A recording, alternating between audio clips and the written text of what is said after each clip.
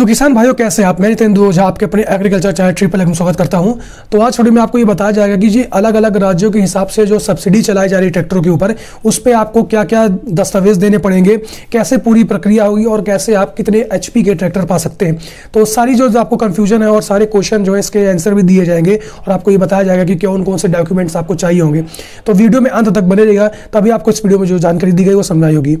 तो जैसे कि आपको बता दें कि अलग अलग राज्यों के हिसाब से ट्रैक्टर पर सब्सिडी दी जा रही है और सब्सिडी इस बेसिस पे आपको दी जा रही है कि आप कौन से वर्ग में आते हैं। ज़्यादातर जो इस सब्सिडी का मोटो है वो ये है कि सीमांत और जो पिछड़े वर्ग हैं उनको ट्रैक्टर पे ज़्यादा छूट मिल सके। और अगर हम लोग छूट के बारे में बात करते हैं तो करीब 20 से 50% तक की छूट मिल सकती है राज्यों के हिसाब से अलग अलग ट्रैक्टरों पे। तो छोटे करीब 35 से 40 HP के ट्रैक्टर जो है उसको आप अगर खरीदते हैं तो उस पर आपको सब्सिडी उनकी वेबसाइट पे पता चल जाएगी। आपको लिंक दे देंगे वेबसाइट का, आप वहाँ से जाके चेक कर लीजिएगा। तो जो छोटे और सीमांत किसान हैं उनके लिए ज़्यादा फोकस किया जा रहा है, क्योंकि जो बड़े किसान होते हैं वो इतने सक्षम होते हैं कि वो अपने लिए ट्रैक्टर खरीद सके, पर जो छोटे किसान होते हैं उनके लिए थोड़ी तकलीफ होती है, तो उन्हीं के लिए योजना चलाई जा रही है। तो चलिए बात करते हैं कि कितने HP के ट्रैक्टर लेना सही रहेगा। देखिए, अगर हम लोग HP के बताते हैं तो 20 HP से शुरुआत होगी और करीब 50 HP तक जा सकती है। लेकिन बात यह है कि जो पैसा है वो आपको शुरुआत में ही देना पड़ेगा, क्योंकि पेमेंट जो आपको पूरी एक बार में करनी पड़ेगी, उसके बाद सब्सिडी आपको आएगी। तो इसमें साफ साफ ये बोला गया है कि जो आप एप्लीकेशन देंगे, जो एप्लीकेशन जांच के लिए भेजेंगे, उसमें ये साफ होना चाहिए कि आप क्या इतने सक्षम हैं कि आप जो है पेमेंट कर सकें।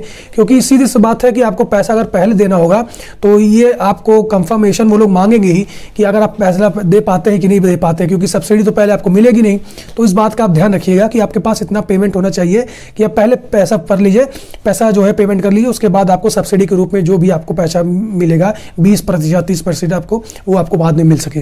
तो चलिए जान लेते हैं कि कितने HP के ट्रैक्टर के लिए मिलते हैं अनुदान।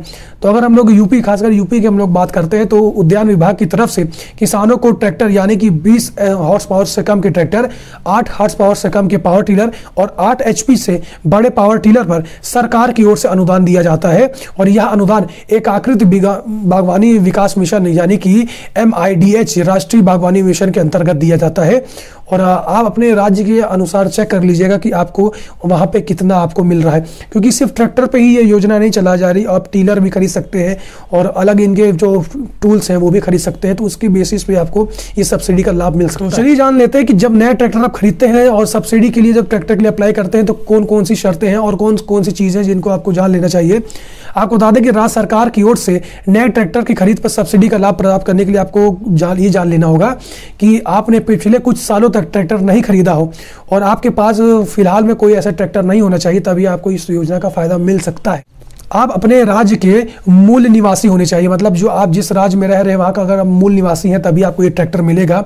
और योजना का लाभ लेने के लिए आपको खेत के कागजात ये सब अपना तैयार रखना है, क्योंकि जब आपको डॉक्यूमेंट सारे पूरे रहेंगे तभी आपको इस योजना का फायदा मिल सकेगा।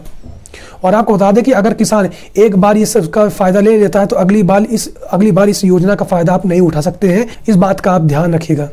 तो वही जानते हैं कि हम लोग को नया ट्रैक्टर खरीदने के लिए कौन कौन से दस्तावेज देने पड़ेंगे।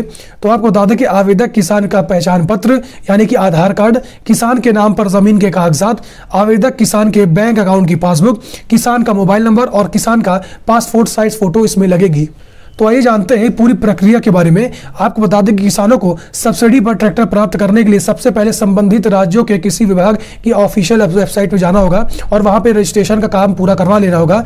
और इसके बाद जिला उद्यान अधिकारी के पास सब्सिडी के लिए एप्लीकेशन देना होगा, जिसके साथ ही ये पूरा आपको ये प्रूफ देना पड़ेगा कि जो आप यंत्र खरीद रहे हैं उसके लिए आपके पास पैसे उपलब्ध है कि नहीं, क्योंकि सब्सिडी की राशि यंत्र खरीदने के बाद किसानों को मिलती है, पहले किसानों को उसका पूरा पैसा चुकाना पड़ता है।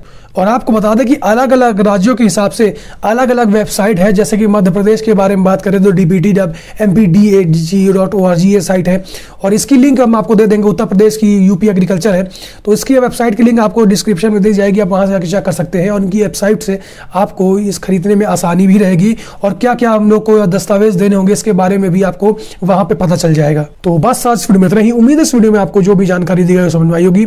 तो ऐसे मेरी वीडियो बने रहेगा, चैनल सब्सक्राइब करेगा और वीडियो को जितना हो सके शेयर करेगा। तब तक लीजिए, जय भारत।